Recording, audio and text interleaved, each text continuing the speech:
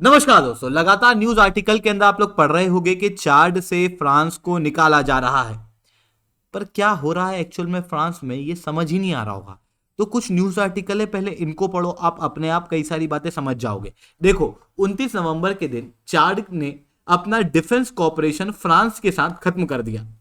फिर उसके बाद 10 दिसंबर के दिन जितने भी फाइटर जेट फ्रांस के चाड के अंदर थे, उन सारे फाइटर जेट को चाड ने अपने देश से निकाल दिया। और अब रिसेंटली फ्रांस के जो 1000 सोल्जर चाड के अंदर थे, उन 1000 सोल्जर्स को भी चाड से निकाला जा रहा है।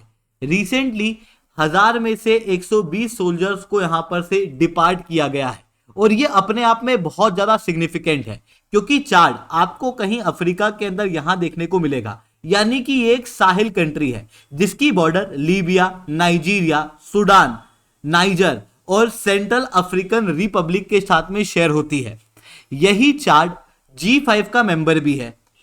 और पिछले कुछ वर्षों के अंदर इस G5 में से 3 देशों के अंदर मिलिट्री कू हो गया, जिसके अंदर माली, बुर्किना फासो और नाइजर है। इन तीनों देशों ने फ्रांस को अपने देश से ऑलरेडी निकाल दिया है। अब साहिल रीजन में एक ही मिलिट्री बेस फ्रांस का बचा था, दैट इज चाड के अंदर। और चाड ने भी अब फ्रांस को यहां से निकालना शुरू कर दिया, जिसके बाद साहिल रीजन के अंदर फ्रांस का आखिरी मिलिट्री बेस उसके हाथ से जा चुका है। इसके अलावा आपको यहां पर देखना सेनेगल दिखाई देगा। सेनेगल के अंदर केवल फ्रांस के 350 सोल्जर्स बचे हैं। उसके अलावा इस रीजन के अंदर फ्रांस की जितनी भी प्रेजेंस थी वो सब खत्म हो चुकी है। बट सवाल उठता है कि एंटी फ्रांस सेंटीमेंट इस पूरे रीजन में उठ क्यों रहे हैं, क्यों फ्रांस को यहां से भगाया जा रहा है। इन चीजों को मैं शुभेंदु चौहान डिटेल में आप लोगों के साथ में चर्चा करूंगा। बट उसके पहले आप लोग मेरे साथ में SRC10 टेलीग्राम ग्रुप के ऊपर जुड़ सकते हो। मेरे क्लास की अपडेट, PPT, PDF सब कुछ आपको हमें मिल जाएगी। यूपीएससी CSE की तैयारी करना इंडिया के टॉप एजुकेटर से ऑफलाइन क्लासेस के अंदर पढ़ना है तो आप लोगों के पास में बहुत अच्छा मौका है। अनअकैडमी अब केवल ऑनलाइन नहीं रहा है, अनअकैडमी अब ऑफलाइन भी आ चुका है। दिल्ली के करोलबाग, मुखैना के अंदर, प्रयागराज के सिविल लाइंस और बिहार के पटना के अंदर ऑलरेडी हमारे सेंटर्स खोले जा चुके हैं, जहां पर इंडिया के टॉप एजुकेटर्स आप लोगों को ऑफलाइन क्लासेस के अंदर कंप्रेहेंसिव यूपीएससी CSE की तैयारी कराएंगे।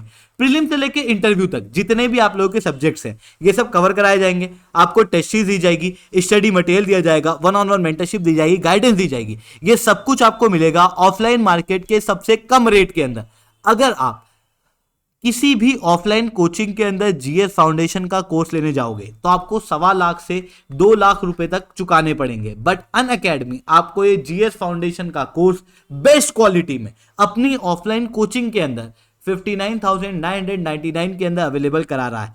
अगर आप इस कोचिंग के अंदर जुड़ना चाहते हो और डिटेल प्राप्त करना चाहते हो तो यहाँ पर मैंने कॉन्टैक्ट नंबर दिया हुआ है, इसके जरिए आप कर सकते हो। आपको कुछ नहीं करना है, इस नंबर पे कॉल करना है, फिर हमारी टीम जो है वो आपको कंप्लीट गाइडेंस दे देगी। चलिए दोस्तों, अब समझने का प्रयास करते हैं यहाँ पे हुआ क्या। देखो, फ्रांस की इस रीजन के अंदर कई सारी कॉलोनियां हुआ करती थी। 1900 के अंदर चाड भी फ्रांस की कॉलोनी बना था। बट 1960s के अंदर जब डीकोलोनाइजेशन चल रहा था, उस समय पर फ्रांस को भी चाड की कॉलोनी को छोड़ना पड़ा था। यानी कि चाड 1960s के अंदर इंडिपेंडेंट हो चुका था। बट इस पूरे साहिल रीजन में, जिसके अंदर आपको मोइटिना, माली, नाइजर, चाड, बुर्किना फासो ये सब दिखाई दे रहे होंगे, इस पूरे रीजन में इस्लामिस्ट और जिहादिस्ट की काफी ज्यादा दिक्कत है। टेररिज्म वगैरह जो है वो भी यहां पर काफी देखने को मिलता है। बोको हराम जैसी संस्थाएं यहां पर एक्टिव है। और इस जिहादिस्ट ऑर्गेनाइजेशन से इन कंट्रियों को बचाने के लिए G5 साहिल करके एक ऑर्गेनाइजेशन बनाई गई थी, जिसके तहत फ्रांस ने इन कंट्रियों के साथ में एक एग्रीमेंट साइन किया था। और इस एग्रीमेंट के तहत फ्रांस G5 कंट्रियों के अंदर अपनी मिलिट्री को डिप्लॉय करके इन जिहादिस्ट ऑर्गेनाइजेशन के साथ में युद्ध लड़ने वाला था। बट आप इस बात को समझना और चीज को फील करना कि इंडिया से मान लो कि ब्रिटिश चले जाते पर अपनी आर्मी को भारत में ही छोड़ जाते, तो ये भारत की सॉवरेनिटी के ऊपर कितना बड़ा थ्रेट होता। और जिस काम के लिए वो सोल्जर्स अपने इंडिया छोड़ के जाते, वो सोल्जर्स वो काम ही नहीं करते। तो ऐसी कंडीशन में क्या इंडिया को वो ब्रिटिश सोल्जर्स इंडिया में रखना सही लगता? Obviously not. ये जो चीज आपने अभी फील करी, यही चीज चाड भी फील कर रहा है। और इसी बात में 2 रीजन शामिल हैं जिसकी वजह से चाड और बाकी सारी कंट्रियां फ्रांस को यहां से भगा रही है। सबसे पहला कारण, जिस कारण के लिए फ्रांस की आर्मी यहां पर डिप्लॉय है, वो कारण यहां पे फुलफिल हो ही नहीं रहा, क्योंकि इस रीजन के अंदर लगातार आतंकवादी गतिविधियां उल्टा बढ़ रही हैं। और इस रीजन के अंदर जितनी भी कंट्रियां हैं, इन सबका मानना यह है कि गलती फ्रांस की है, क्योंकि फ्रांस अपनी जो काम है उसको पूरी तरीके से नहीं कर रहा। फ्रांस की मिलिट्री यहां पर आतंकवाद को खत्म करने में असक्षम है। इसी वजह से बढ़ते आतंकवाद के कारण G5 की 5 कंट्रियां, माली, बुर्किना फासो और नाइजर, यहां पर पिछले कुछ सालों के अंदर आप देख सकते हो कि मिलिट्री कू हो गया। और आप देखना कि ये जो तीनों कंट्री है, ये चाड के पड़ोसी देशों में से ही एक है। और मिलिट्री कू होने के बाद इन कंट्रियों से फ्रांस को निकाल दिया गया, क्योंकि इन कंट्रियों से निकाला गया तो माहौल बना हुआ है। दूसरा कि फ्रांस जो है वो अपना काम ठीक से कर नहीं रहा, इस वजह से इस रीजन से फ्रांस को निकाला जा रहा है। तीसरा रीजन है, चाड को अब अपनी सॉवरेनिटी इंपॉर्टेंट लग रही है। देखो, थोड़े समय तक आतंकवादी गतिविधियों को रोकने के लिए चाड ने अपना मन मार रखा था, बट आतंकवादी गतिविधियां रुकी नहीं, जिसके बाद अब चाड को लग रहा है कि भाई फ्रांस को यहां पर रखना हमारी सॉवरेनिटी के खिलाफ है। और इसका एक बहुत अच्छा एग्जाम्पल आप देखोगे, 28 नवंबर को फ्रांस के एक फॉरेन मिनिस्टर चाड को विजिट किए। इनकी कुछ बात हुई, क्या बात हुई नहीं पता। उसके ठीक कुछ घंटों बाद फ्रांस की जो सरकार है उसके द्वारा कहा गया कि Chad has grown up, matured and is sovereign state that is very jealous of its सोवेरेनिटी।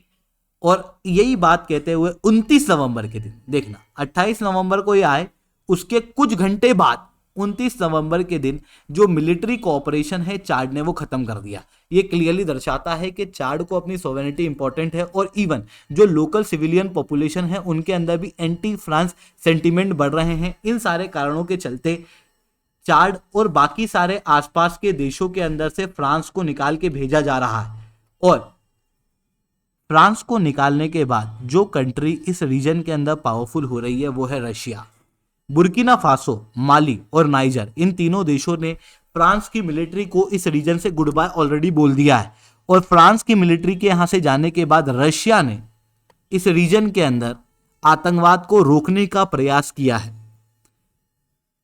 चाड भी अब शायद ऐसा ही चाहता है। चाड चाहता है कि नए मिलिट्री कॉपरेशन को देखा जाए, जिसके अंदर वो फ्रांस के अलावा रशिया को भी कंसीडर करना चाहता है। हालांकि चाड के सामने रशिया ही एकमात्र ऑप्शन नहीं है, बल्कि और भी कई सारे ऑप्शन देखने को मिलेंगे। फॉर एग्जांपल यूएई, जिसने रिसेंटली चाड को मिलिट्री एड प्रोवाइड की है। इजराइल जो है वो चाड को हथियार प्रोवाइड करता है, इस कारण से इजराइल के साथ में कॉपरेशन भी हो सकता है। टर्की ट्रेनिंग और एयरक्राफ्ट ड्रोन जो है वो प्रोवाइड करता है।